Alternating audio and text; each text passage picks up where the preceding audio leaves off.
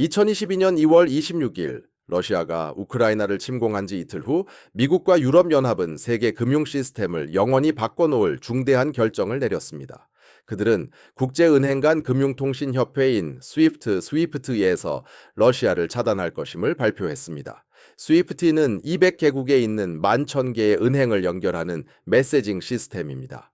매일 5조 달러 상당의 거래를 처리합니다. 러시아를 차단한다는 것은 러시아 은행들이 국제 결제를 보내거나 받을 수 없게 된다는 의미였습니다. 무역 금융 중단, 국경 간 거래 불가능, 경제적 고립을 뜻했습니다. 서방 국가들은 이를 금융 제재의 핵폭탄급 카드라고 보며 환호했습니다. 러시아는 치명타를 입을 것이며 루블화는 붕괴하고 경제는 파탄 날 것이라고 보았습니다. 푸틴 대통령은 우크라이나에서 철수하거나 국내에서 혁명에 직면할 수밖에 없을 것이라고 예상했습니다. 그러나 2년 반 후 예상치 못한 일이 벌어졌습니다. 러시아는 무너지지 않았습니다. 루블화는 회복되었고 러시아의 무역은 스위프트를 통하지 않고도 계속되었습니다. 러시아는 대안을 찾아냈습니다. 더욱이 서방 국가들에게는 더 나쁜 소식으로 수십 개의 다른 나라들이 이 상황을 보고 각자 대안을 구축하기 시작했습니다. 미국이 정치적 이유로 러시아를 세계 금융 시스템에서 차단할 수 있다면 다른 어떤 나라도 차단할 수 있다는 것을 알게 된 것입니다. 지배적인 강대국이 금융 인프라를 무기화한 것은 이번이 처음이 아니었습니다. 지난 110년 동안 4번이나 발생했습니다. 그리고 매번 똑같은 패턴이 반복되었습니다. 지배적인 강대국은 금융 시스템을 장악하고 그 시스템을 적국을 처벌하는 데 사용합니다. 표적이 된 국가들은 대안을 찾고 중립국들은 양다리를 걸치며 상황을 주시하고 결국 본래의 무기는 힘을 잃게 됩니다. 지배적인 강대국은 궁극적인 영향력을 휘두른다고 생각하지만 사실은 자신들의 지배력 기반을 스스로 파괴하고 있는 것입니다. 4가지 역사적 사례를 보여드리겠습니다. 매번 반복되는 5단계 패턴과 현재 스위프트와 달러를 둘러싸고 이 패턴이 그대로 재현되고 있음을 보여주는 정확한 데이터를 살펴보겠습니다. 왜 중국이 명백한 승리자인지, 그리고 달러가 기축통화 지위를 완전히 잃기까지 미국에게 약 20년의 시간이 남았다는 시간표가 왜 그렇게 말하는지 설명하겠습니다. 영국이 1914년에 금융을 무기화했을 때 1944년까지 기축통화 지위를 잃었습니다. 30년이 걸린 셈입니다. 미국은 2022년에 스위프트를 무기화했습니다. 시계는 똑딱거리고 있습니다. 그리고 이번에는 이미 대안이 존재하기 때문에 쇠퇴는 더 빨라질 것입니다. 게다가 기술은 모든 것을 가속화합니다. 스위프트 무기가 어떻게 역효과를 냈는지 보여드리기 전에 스위프트가 실제로 무엇이며 왜 중요한지 이해하셔야 합니다. 스위프트는 은행이 아닙니다. 돈을 보관하지 않으며 돈을 송금하지도 않습니다. 스위프트는 메시징 시스템입니다. 뉴욕의 A은행이 도쿄의 B은행으로 100만 달러를 보내고 싶을 때 스위프트는 그들 사이에 보안 메시지를 전송합니다. 메시지는 A은행이 B은행으로 100만 달러 송금을 승인합니다 라고 되어 있습니다. 실제 돈은 환거래 은행 관계를 통해 이동하지만 스위프트는 이를 가능하게 하는 통신망입니다. 스위프트는 1973년에 15개국 239개의 은행에 의해 설립되었습니다. 스위프트 이전에는 국제 결제가 텔렉스를 사용했는데 이는 느리고 안전하지 않았으며 오류가 잦았습니다. 스위프트는 메시징을 표준화하고 보안 프로토콜을 만들었으며 국경 간 거래를 빠르고 신뢰할 수 있게 만들었습니다. 1977년까지 스위프트는 매년 1,000만 개의 메시지를 처리했습니다. 2024년에는 연간 110억 개 이상의 메시지를, 즉 하루에 약 4,500만 개의 메시지를 처리합니다. 스위프트는 세계 금융의 신경망이 되었습니다. 스위프트가 강력한 이유는 바로 여기에 있습니다. 기술적으로는 중립국인 벨기에에 본부를 두고 있지만 이 사회는 미국과 유럽 은행들이 장악하고 있습니다. 그리고 대부분의 국제 거래가 뉴욕 은행을 통해 달러로 결제되기 때문에 미국은 법적 영향력을 가지고 있습니다. 이는 미국이 스위프트에 압력을 가해 특정 국가나 은행을 제외하도록 할 수 있다는 의미입니다. 스위프트에서 차단되면 국제 무역을 쉽게 할 수 없습니다. 경제적으로 고립되는 것입니다. 미국은 이 무기를 이전에 사용한 적이 있습니다. 2012년에 미국은 스위프트에 압력을 가해 이란 은행들을 연결 해제하도록 했습니다. 이는 이란에게 치명적이었습니다. 구매자들이 결제할 수 없게 되면서 석유 수출이 붕괴했습니다. 이란 경제는 9% 위축되었고 인플레이션은 45%에 달했습니다. 이러한 제재는 이란이 협상할 수밖에 없게 만들었고 결국 2015년 핵 협정으로 이어졌습니다. 스위프트 무기는 효과가 있는 것처럼 보였습니다. 적어도 그때는 그렇게 보였습니다. 그러나 이란은 그 몇 년 동안 대체 결제 채널, 물물 교환 협정, 암호화폐, 그리고 중국, 러시아, 튀르키예와의 비페이, 달러 무역을 구축하는 데 시간을 보냈습니다. 2018년에 제재가 다시 발효되었을 때 이란은 스위프트 의존도를 줄였기 때문에 더 잘 버텨냈습니다. 하지만 2022년 러시아 차단은 달랐습니다. 이란처럼 작은 나라가 아니었습니다. 러시아는 세계에서 11번째로 큰 경제 대국이자 주요 에너지 수출국이며 핵 보유국이자 유엔 안전보장이사회 상임 이사국이었습니다. 스위프트에서 러시아를 차단하는 것은 단순한 경제 전쟁이 아니었습니다. 이는 미국이 통제하는 금융 시스템이 정치적 이유로 누구든지 배제할 수 있다는 선언이었습니다. 그리고 이를 지켜보던 모든 국가들은 이 메시지를 명확히 이해했습니다. 만약 미국에 맞선다면 세계 금융 시스템에 대한 접근권을 잃을 것이라는 메시지를요, 국가의 외환 보유액이 동결될 수 있고 은행들은 고립될 수 있으며 경제는 질식당할 수 있다는 것을요, 이는 모든 비서방 국가들에게 실존적인 질문을 던졌습니다. 미국의 금융력에 영원히 취약한 상태를 받아들일 것인가, 아니면 대안을 구축할 것인가? 대부분은 대안을 구축하는 쪽을 선택했습니다. 그리고 그때 스위프트 무기는 역효과를 내기 시작했습니다. 이제 4가지 역사적 선례를 보여드리겠습니다. 금융 무기화는 항상 역효과를 낳기 때문입니다. 지난 100년 동안 이 패턴은 4번 반복되었습니다. 매번 지배적인 강대국은 자신들이 궁극적인 영향력을 가졌다고 생각했지만 매번 자신들의 쇠퇴를 가속화했을 뿐입니다. 첫 번째 사례는 제1차 세계대전 당시 1914년부터 1918년까지의 영국입니다. 제1차 세계대전 이전의 영국 파운드는 세계의 기축 통화였습니다. 런던시는 세계 금융의 중심이었고 영국은 국제 외환 보유액의 약 65%를 통제했습니다. 1914년 8월 전쟁이 발발하자 영국은 적성국과의 교역 금지법을 통과시켰습니다. 이 법은 영국이 독일 국적자와 기업의 자산을 동결할 수 있도록 허용했습니다. 영국은 대영제국 전역에서 독일 소유의 사업체, 은행 계좌, 선박, 부동산을 압수했습니다. 이는 전례 없는 일이었습니다. 국제금융은 항상 전쟁과 분리되어 있었습니다. 교정국들은 전장에서 싸웠지만 금융계약은 존중하는 것이 일반적인 관행이었습니다. 영국은 이러한 관례를 깼습니다. 그 즉각적인 영향은 독일에 파괴적이었습니다. 독일 기업들은 전 세계에 있는 자산을 잃었습니다.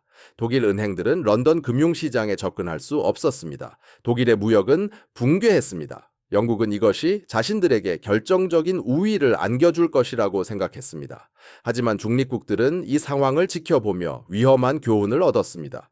영국이 독일의 자산을 압류할 수 있다면 영국이 중요하다고 판단하는 어떤 분쟁 중에도 누구의 자산이든 압류할 수 있다는 것을 의미했습니다. 런던에 예치된 당신의 돈은 영국이 당신의 정부를 인정하지 않는 한 결코 안전하지 않다는 것이었습니다. 제1차 세계대전 이후 중립국들은 런던 외의 다른 곳으로 외환 보유액을 다변화하기 시작했습니다. 그들은 금 보유량을 늘렸습니다. 뉴욕, 파리, 그리고 다른 금융 중심지들의 계좌를 개설했습니다. 미국은 엄청난 이득을 보았습니다. 뉴욕 은행들은 이전에 런던으로 향했던 사업들을 유치하게 되었습니다. 1920년까지 미국은 영국보다 더 많은 금 보유량을 갖게 되었습니다. 1925년까지 뉴욕은 런던과 금융 중심지로서 어깨를 나란히 했습니다.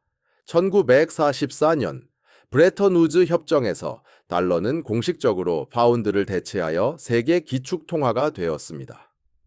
1914년 영국의 금융 무기화는 30년 동안 지속된 지배력 상실과 무의미함으로의 쇠퇴를 시작시켰습니다. 패턴은 이렇습니다. 영국이 시스템을 통제했습니다. 영국은 그것을 무기화했습니다. 중립국 내의 표적들은 자산을 분산시켰습니다. 영국은 통제력을 잃었습니다. 두 번째 사례는 미국과 이란입니다. 1979년의 일입니다. 1979년 12월 이란 혁명가들이 미국인 인질들을 잡았을 때 카터 대통령은 미국 은행에 예치된 모든 이란 자산을 동결했습니다. 이는 약 120억 달러에 달했으며 80억 달러의 은행 예금과 40억 달러의 기타 자산을 포함했습니다. 이것은 당시 역사상 가장 큰 규모의 자산 동결이었습니다. 그 정당성은 명확했습니다. 이라는 인질들을 잡음으로써 국제법을 위반했습니다. 미국은 자국 시민들을 보호하는 중이었습니다. 이 동결 조치는 이란에게 인질 석방에 대한 압력을 가했습니다. 하지만 이 동결 조치는 의도치 않은 결과를 초래했습니다. 전 세계 국가들, 특히 중동과 오페크 석유 수출국 기구, 회원국들은 미국 은행에 보관된 달러 보유액이 언제든지 압류될 수 있다는 사실을 뒤늦게 깨달았습니다. 군사적 정복을 통해서도 채무 불이행을 통해서도 아닌 단지 행정명령 하나만으로 말입니다. 대통령은 전화 한 통으로 당신의 자산을 동결시킬 수 있었습니다. 뉴욕에 달러로 예치된 당신의 국부, 구호부자는 더 이상 주권적이지 않았습니다. 1980년대 오페크 회원국들은 외환 보유액을 다변화했습니다. 1977년 약 85%였던 달러 보유량을 1991년까지 약 71%로 줄였습니다. 대신 독일 마르크, 엔, 그리고 금 보유량을 늘렸습니다. 뉴욕에 집중되는 것을 피하기 위해 런던, 취리히, 싱가포르에 계좌를 개설했습니다. 사우디아라비아, 쿠웨이트, 아랍에미리트 모두 미국 국채 보유량을 줄였습니다. 달러가 세계 외환 보유액에서 차지하는 비중은 오늘날까지 이어지는 느린 하락세를 시작했습니다. 이란 자산 동결 조치는 전술적으로는 효과가 있었습니다. 1981년 1월, 인질들은 부분적으로 경제적 압력 덕분에 석방되었습니다. 그러나 전략적으로는 이 동결 조치가 달러 보유액이 무기화될 수 있다는 교훈을 전 세계에 주었습니다. 모든 나라는 외환 보유액을 다변화해야 한다는 것을 깨달았습니다. 미국은 이란에 대한 영향력을 얻었지만 다른 모든 국가들로부터 신뢰를 잃었습니다. 세 번째 사례는 미국과 러시아, 2014년와의 이야기입니다. 2014년 3월 벌떡 러시아가 크림반도를 병합했을 때 미국은 러시아에 대한 표적 제재를 부과했습니다. 러시아 관리들은 미국 금융 시스템 접근이 금지되었습니다. 러시아 은행들은 제한을 받았습니다. 하지만 러시아는 스위프트에서 완전히 배제되지는 않았습니다. 이 제재들은 불만을 표명하기에는 충분했지만 러시아를 완전히 다른 시스템으로 전환하게 할 만큼 강력하지는 않았습니다. 이것은 미국에게는 실수였습니다. 왜냐하면 러시아에게 8년이라는 준비 기간을 주었기 때문입니다. 2014년부터 2022년까지 러시아는 달러 의존도를 체계적으로 줄여나갔습니다. 러시아는 2013년 1,300억 달러에 달했던 미국 국채 보유량을 2020년까지 20억 달러로 대폭 줄였습니다.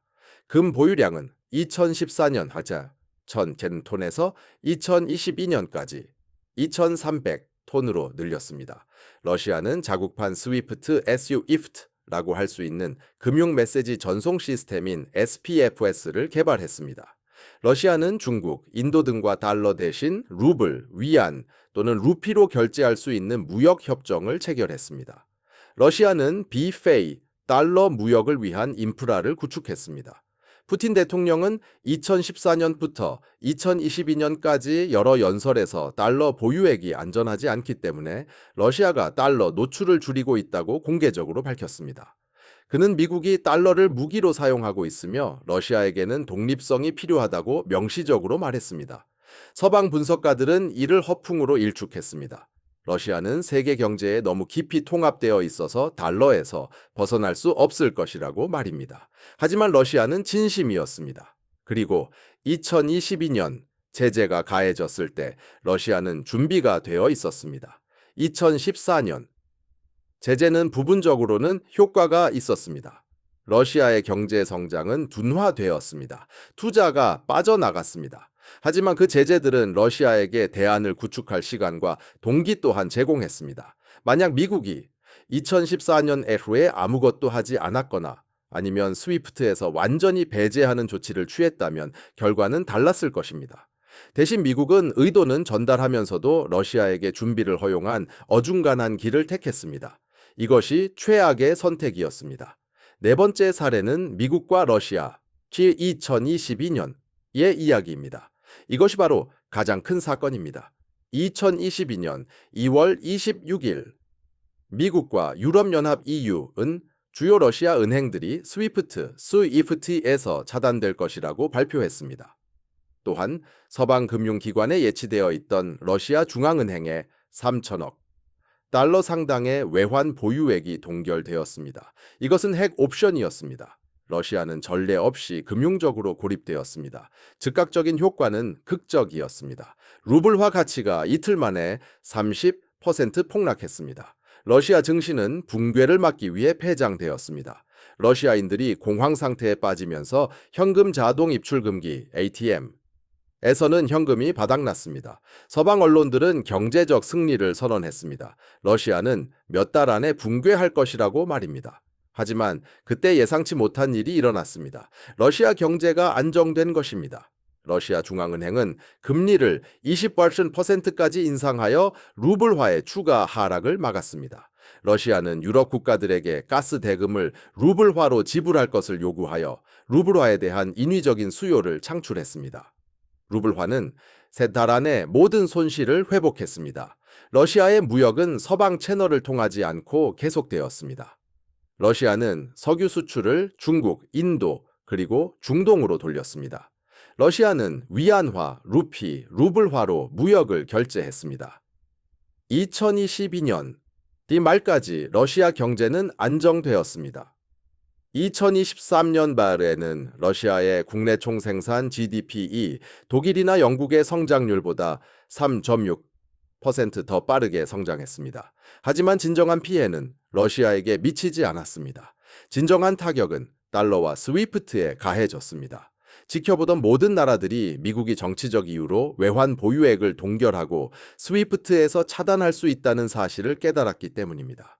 만약 당신이 중국, 인도, 사우디아라비아, 브라질의 입장이라면 오늘은 미국과 전쟁 중이 아니지만 내일 분쟁이 생긴다면 어떨까라고 생각할 것입니다. 타이완, 카슈미르, 예멘, 무역 정책, 그 무엇이든 말입니다. 미국이 우리의 1조 달러에 달하는 외환 보유액을 동결하고 우리를 스위프트에서 차단할 수 있을까요? 답은 명백히 그렇다입니다. 이미 전례가 생겼기 때문입니다. 그렇다면 이 나라들은 어떻게 했을까요? 1914년에 영국의 적들이 했던 일과 1979년에 이란의 동맹국들이 했던 일과 정확히 같았습니다. 그들은 달러와 스위프트에서 벗어나 다변화하고 대안을 구축했습니다. 그리고 그때부터 5단계의 역효과 패턴이 시작되었습니다. 이제 이 5단계의 틀을 보여드리겠습니다. 금융무기가 어떻게 역효과를 내는지 보여주는 것입니다. 이는 이미 4번이나 일어났고 지금 이 순간에도 벌어지고 있습니다. 첫 번째 단계, 지배적인 강대국이 결제 시스템을 통제합니다. 1973년부터 2022년까지 미국은 사실상 스위프트를 통제했습니다. 직접적인 방식은 아니었습니다.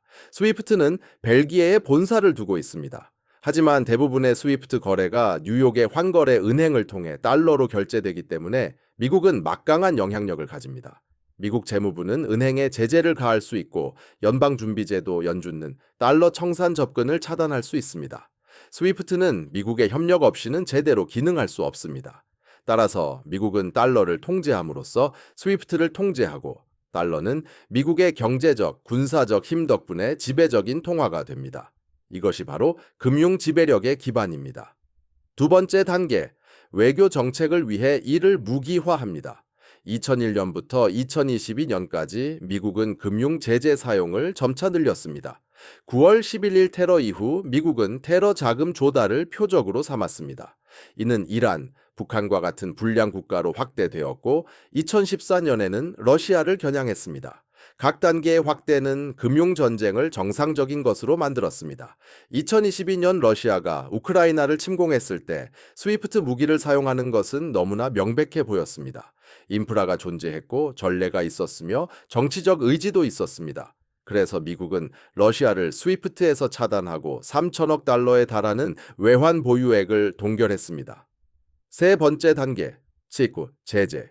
대상국들이 대안을 찾습니다. 러시아는 스위프트를 사용할 수 없게 되자 대안을 활용했습니다. 러시아의 국내 시스템인 SPFS, SPFS는 확대되었고 중국의 국경 간 은행 간 결제 시스템인 CIPS, CIPS는 러시아 무역의 주요 통로가 되었습니다. 일부 거래에는 암호화폐가, 또 다른 거래에는 물물 교환 방식이 사용되었습니다.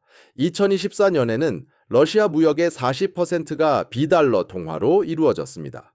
2023년 러시아와 중국 간 무역액은 2,400억 달러에 달했으며 거의 전적으로 위안화와 루블화로 결제되었습니다. 러시아와 인도 간 무역은 주로 루피화로, 러시아와 아랍에미리트 간 무역은 디르함화로 이루어졌습니다. 러시아는 스위프트와 달러 시스템에서 차단되더라도 생존할 수 있음을 증명했습니다. 네 번째 단계, 중립국들이 위험을 분산합니다. 해지합니다. 이 단계가 가장 중요합니다. 대안을 찾는 것은 비단 러시아만이 아닙니다. 제재를 받지는 않았지만 언젠가 제재 대상이 될까 우려하는 수많은 나라들도 마찬가지입니다. 중국은 벌어진 일을 목격하고 탈달러화를 가속화했습니다. 중국은 미국의 국채 보유량을 2013년에 1조 3천억 달러에서 2024년까지 7,750억 달러로 줄였습니다. 중국은 금 보유고를 대규모로 늘렸는데 공식적으로는 2,264톤이지만 비공식적으로는 4,000톤을 넘을 것으로 예상됩니다. 중국은 2021년 3천억 달러를 처리하던 CIPS를 2024년까지 5천억 달러 이상으로 확대했습니다. 80년 동안 미국의 동맹국이었던 사우디아라비아는 외환 보유액 동결 사태를 보고 자국의 입장을 재고했습니다.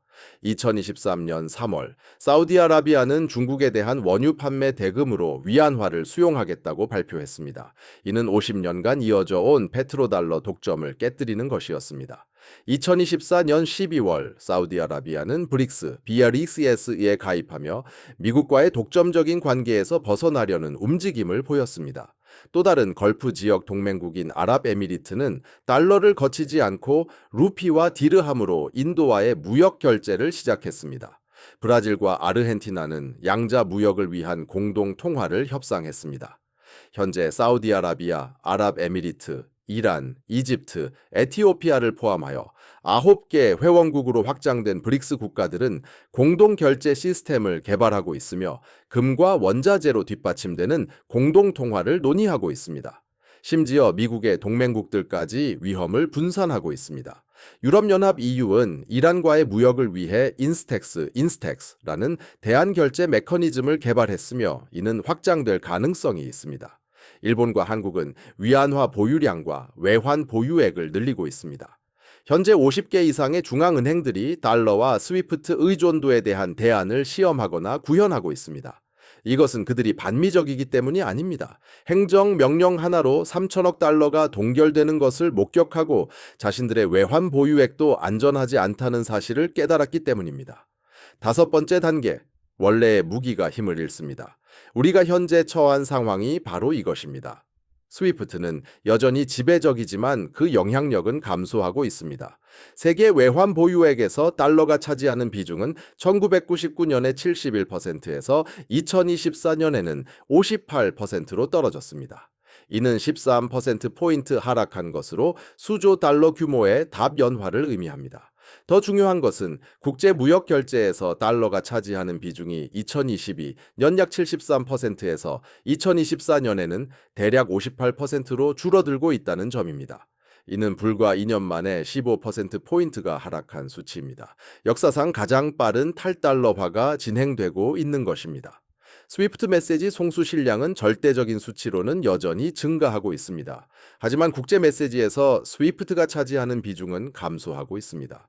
CEPS는 2022년 9,100만 건이었던 메시지 처리량을 2023년에는 1억 3,600만 건으로 늘렸습니다. 이는 1년 만에 50% 성장한 것입니다. 러시아의 SPFS는 국내에서 하루에 약 200만 건의 메시지를 처리합니다.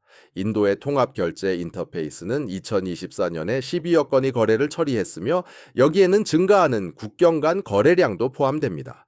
대안 시스템들이 빠르게 확장되고 있는 것입니다. 그리고 여기에 핵심적인 통찰이 있습니다. 스위프트라는 무기는 단기적으로는 전술적으로 효과가 있었습니다. 러시아 경제는 충격을 받았지만 전략적으로는 실패했습니다. 러시아는 살아남았습니다. 이제 제재 대상국들이 스위프트 무기를 예상하고 대비하며 중립국들은 대안을 구축하여 취약하지 않기 때문에 스위프트 무기는 더 이상 이전과 같은 효과를 낼 수 없습니다. 이것이 바로 그 패턴입니다. 이 첫 번째 단계 시스템 통제, 두 번째 단계 무기화, 세 번째 단계 대상국들이 대안을 찾음, 네 번째 단계 중립국들이 위험을 분산함, 다섯 번째 단계 무기가 힘을 잃음.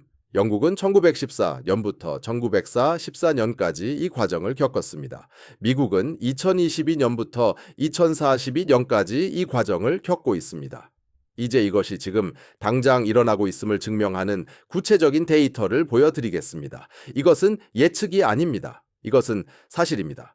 러시아 무역 데이터를 보십시오. 제재 이전인 2021년에는 러시아 무역의 87%가 달러나 유로로 결제되었습니다. 2024년에는 60%만이 달러나 유로로 결제되고 있습니다. 이는 이제 40%가 위안화, 루블화, 루피화, 디르함화 등 다른 통화로 거래되고 있음을 의미합니다. 러시아와 중국 간의 양자 무역은 2,400억 달러 규모이며 거의 전액이 위안화와 루블화로 결제됩니다. 러시아와 인도 간의 양자 무역은 650억 달러 규모로 주로 루피화로 결제됩니다. 러시아는 달러 스위프트 시스템 밖에서도 거래가 가능하다는 것을 입증하는 시험대가 되고 있습니다. 중국의 CIPS 시스템을 보겠습니다. 2020년에 CIPS는 한 해 동안 약 12조 달러의 결제를 처리했습니다. 2023년에는 약 27조 달러를 처리하여 3년 만에 2배 이상 성장했습니다. 현재 CIPS는 110개국 1,400개 이상의 금융기관과 연결되어 있습니다. CIPS는 위안화로 결제됩니다. 이는 달러 스위프트에 대한 직접적인 대안이며 스위프트보다 빠르게 성장하고 있습니다. 중앙은행의 금 매입 현황입니다. 2022년에 중앙은행들은 1,136톤의 금을 매입했습니다. 2023년에는 137톤을 매입했으며 2024년에는 1,000톤 이상을 매입했습니다. 이는 3년 연속으로 1,000톤 이상의 금을 매입한 기록입니다.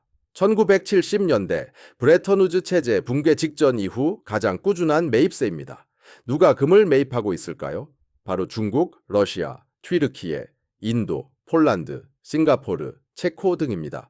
이 나라들은 달러 보유액을 금으로 전환하고 있는데 금은 동결되거나 제재받을 수 없기 때문입니다. 양자통화 스와프 협정입니다. 중국은 40개 이상의 국가와 약 5천억 달러 규모의 통화 스와프 협정을 맺고 있습니다. 이는 각국이 달러 없이 자국 통화로 무역 결제를 할 수 있도록 해줍니다. 러시아는 중국, 인도, 이란과 스와프 협정을 맺고 있습니다. 인도는 아랍에미리트, 일본 등과 스와프 협정을 맺고 있습니다. 브라질과 아르헨티나는 공동 통화를 협상 중입니다. 아세안 국가들은 역내 무역을 위한 자국 통화 결제를 논의하고 있습니다. 이 모든 것이 달러를 우회하며 페트로달러 체제의 붕괴를 가속화하고 있습니다. 50년간 원유는 오직 달러로만 가격이 책정되고 거래되었습니다. 이는 달러에 대한 구조적인 수요를 창출했습니다. 그러나 2023년과 2024년에 그 독점은 끝났습니다. 사우디아라비아는 중국에서 위안화를 받습니다. 러시아는 인도에 루피화로 원유를 판매합니다. 아랍에미리트는 디르함화와 위안화를 받습니다. 이란은 중국에 위안화로 판매합니다. 이라크는 위안화 수용을 협상 중입니다. 페트로달러가 완전히 사라진 것은 아니지만 더 이상 독점적인 지위를 누리지 못하고 있습니다. 일단 독점 체제가 깨지면 그 이점은 빠르게 사라집니다. 브릭스 BRICS의 확장과 통화 개발을 살펴보겠습니다. 브릭스는 2028년에 5개에서 9개 회원국으로 확장되었습니다. 이 9개 국가들은 세계 인구의 45%, 세계 국내 총생산 GDP의 36%, 그리고 세계 원유 생산량의 42%를 차지합니다. 2023년 요하네스버그에서 열린 브릭스 정상회의에서 회원국들은 금, 원유, 히토류 등 상품 바구니로 뒷받침되는 브릭스 공동 통화 개발을 발표했습니다. 이는 아직 실행되지 않았지만 그 신호는 분명합니다. 브릭스는 달러 시스템에 대한 대안을 구축하고 있습니다. 데이터는 압도적입니다. 달투어, 달러화는 미래의 위협이 아니라 바로 지금 벌어지고 있는 현실이며 그 속도가 빨라지고 있습니다. 매달 달러의 준비 통화 점유율은 떨어지고 매 분기 CIPS의 거래량은 증가하며 매년 더 많은 무역이 자국 통화로 결제되고 있습니다. 스위프트 SWIFT라는 무기가 달러의 독점적 지위를 파괴했습니다. 이제 그 시간표를 보여드리겠습니다. 달러가 기축통화 지위를 잃기까지 미국에게 남은 시간은 얼마나 될까요? 영국의 쇠퇴를 통해 그 시기를 예측할 수 있습니다. 1914년 영국은 독일 자산을 압류하며 금융을 무기화했습니다. 1944년 브레턴우즈 협정에서 달러는 공식적으로 파운드화를 대체하여 기축통화가 되었습니다. 금융 무기화부터 기축통화 교체까지 30년이 걸린 셈입니다. 하지만 영국은 경제를 황폐화시킨 두 번의 세계 대전도 겪었습니다. 단순히 금융 무기화만으로 파운드화가 붕괴된 것이 아닙니다.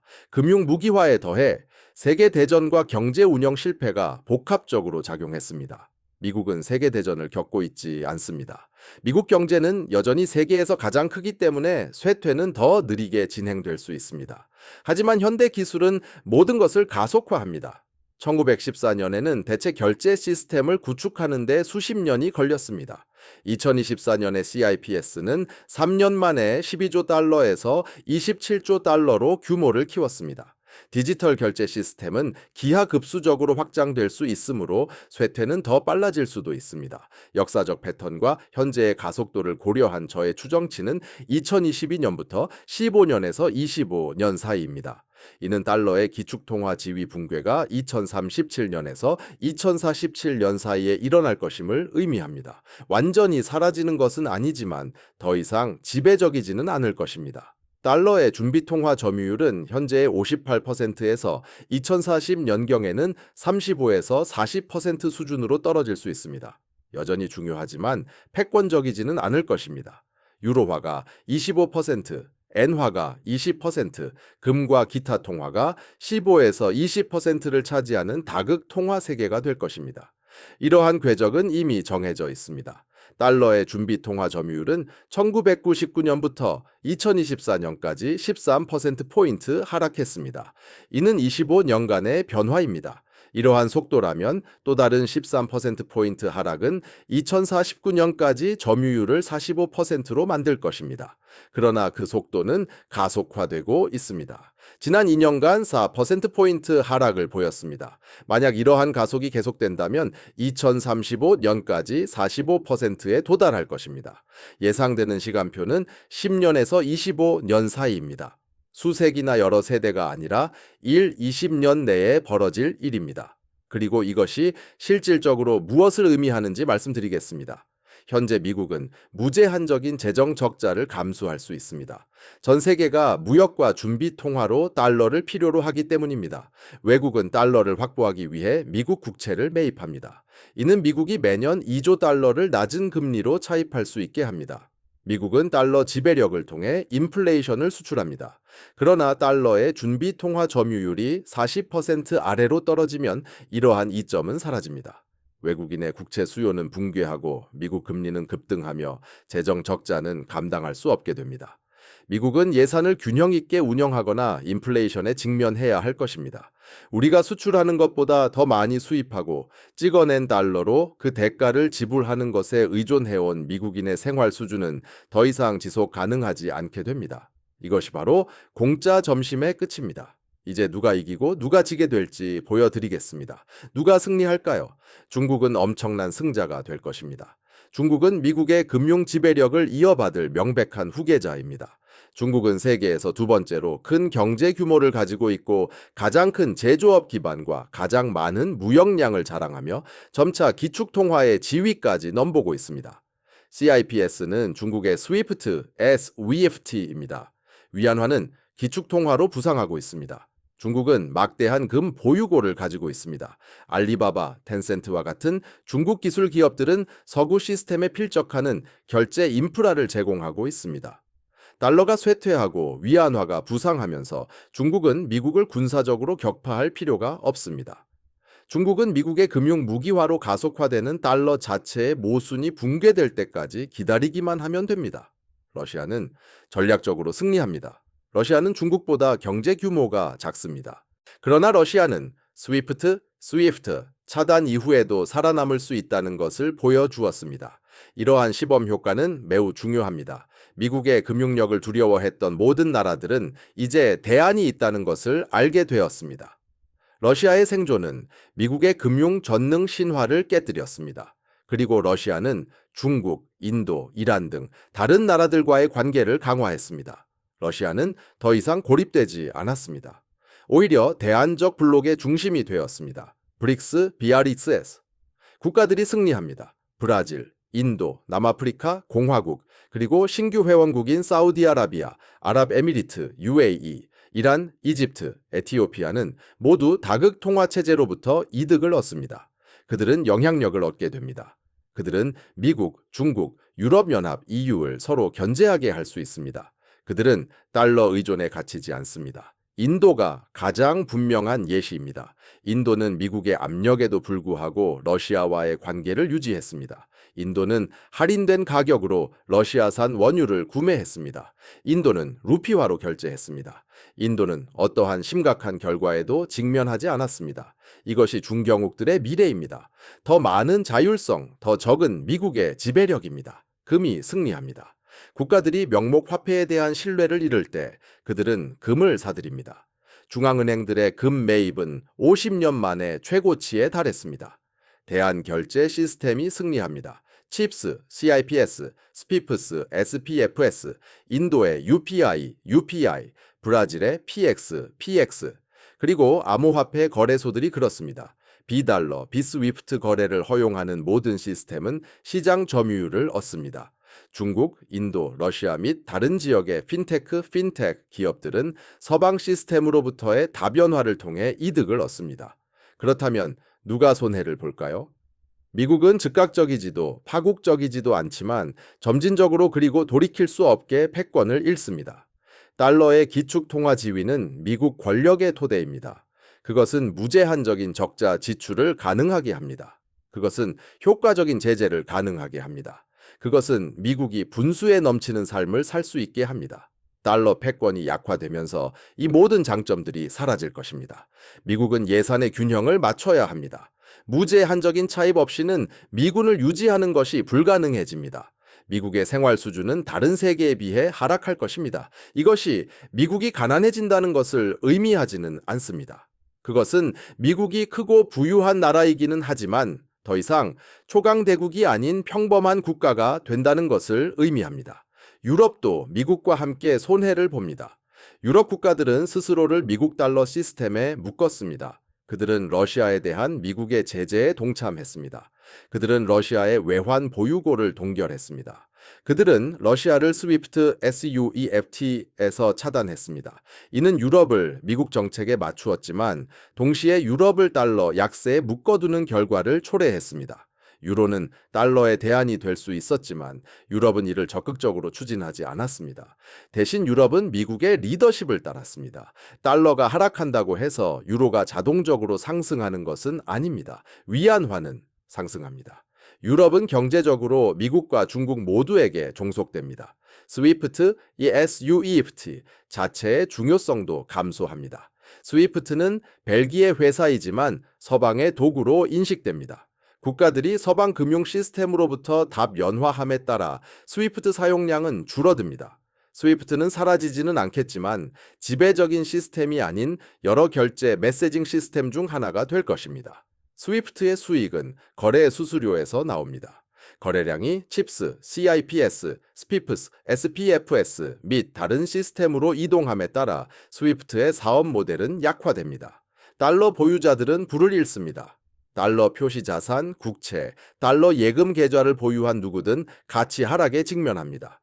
초인플레이션도 하룻밤새의 붕괴도 아니지만 달러가 다른 통화 및 금에 비해 구매력을 잃으면서 연간 외에서 10%의 지속적인 인플레이션이 발생할 것입니다.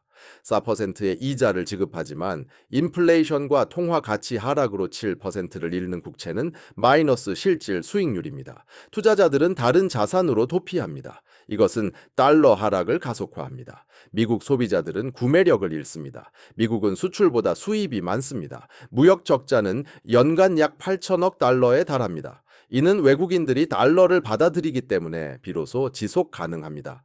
그들이 달러를 받아들이지 않을 때 미국은 수출을 늘리거나 수입을 줄여야 합니다. 이는 더 적은 상품, 더 높은 가격, 그리고 더 낮은 생활 수준을 의미합니다.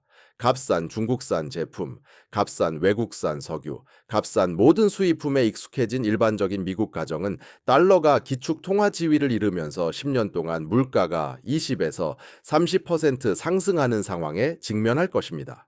시간표는 정해졌습니다. 스위프트라는 무기는 2022년에 사용되었습니다. 그것은 5단계의 역효과 패턴을 촉발했습니다. 우리는 현재 4단계, 즉 중립국들이 해지하는 단계에 있습니다.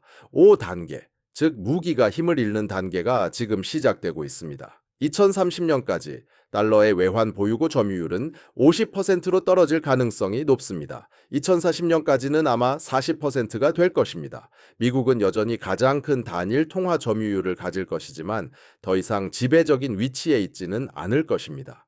이것은 다극 통화 세계이며 미국은 그로 인해 약해질 것입니다. 이것으로 마무리하겠습니다. 스위프트라는 무기는 강력해 보였습니다. 2022년 2월 러시아는 외환 보유고 동결과 최대 압력에 직면했습니다. 하지만 금융무기는 핵무기와 같습니다. 한 번만 사용할 수 있습니다. 일단 사용하고 나면 모든 국가들이 방어책을 구축합니다. 러시아는 대안을 만들었습니다. 중국은 CIPS 구축을 가속화했습니다. 브릭스는 확장되었습니다. 페트로달러는 무너졌습니다. 그리고 이제 스위프트 무기는 쓸모 없어졌습니다.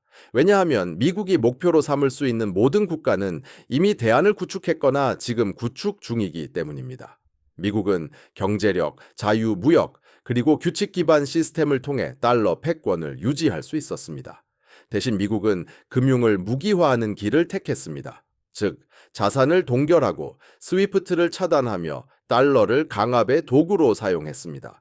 이것은 이란과 같은 소국에 대해서는 전술적으로 효과가 있었습니다. 하지만 러시아에 대해서는 역효과를 냈습니다. 그리고 그 역효과는 시스템적입니다. 달러 시스템을 떠나는 것은 비단 러시아만이 아닙니다. 세계의 절반이 그렇습니다. 영국은 1914년에 금융을 무기화했고 1944년까지 기축통화 지위를 잃었습니다. 미국은 2022년에 스위프트를 무기화했습니다. 이러한 패턴은 미국이 2042년까지 달러 패권을 잃을 것이라고 말합니다. 기술이 모든 것을 가속화하기 때문에 더 빨라질 수도 있습니다. 이것은 예측이 아닙니다. 이것은 패턴 인식입니다. 금융무기는 항상 역효과를 냅니다. 지배적인 강대국은 자신이 궁극적인 영향력을 행사한다고 생각합니다. 하지만 실제로는 세상의 대안을 구축하도록 가르치고 있는 것입니다. 그리고 일단 대안이 존재하게 되면 원래 시스템은 힘을 잃습니다. 스위프트 무기는 스위프트의 독점을 파괴했습니다. 달러 무기는 달러 패권을 파괴했습니다. 그리고 가장 큰 이득을 보는 나라는 바로 미국이 스스로의 장점을 파괴하는 것을 지켜본 인내심 강한 경쟁자 중국입니다. 중국은 미국을 군사적으로 패배시키지 않았습니다. 그럴 필요가 없었습니다. 미국은 자신들의 패권을 지탱하던 도구들을 무기화하여 스스로를 무너뜨린 셈입니다. 5단계의 패턴이 완성된 것입니다. 미국은 스위프트와 달러를 장악하고 있었습니다. 그리고 그것들을 러시아에 대항하여 무기화했죠. 러시아는 대안을 찾아냈습니다. 50개가 넘는 나라들이 이제 위험 분산을 꾀하고 있으며 그 무기는 힘을 잃어가고 있습니다. 이것이 달러 패권의 종말입니다.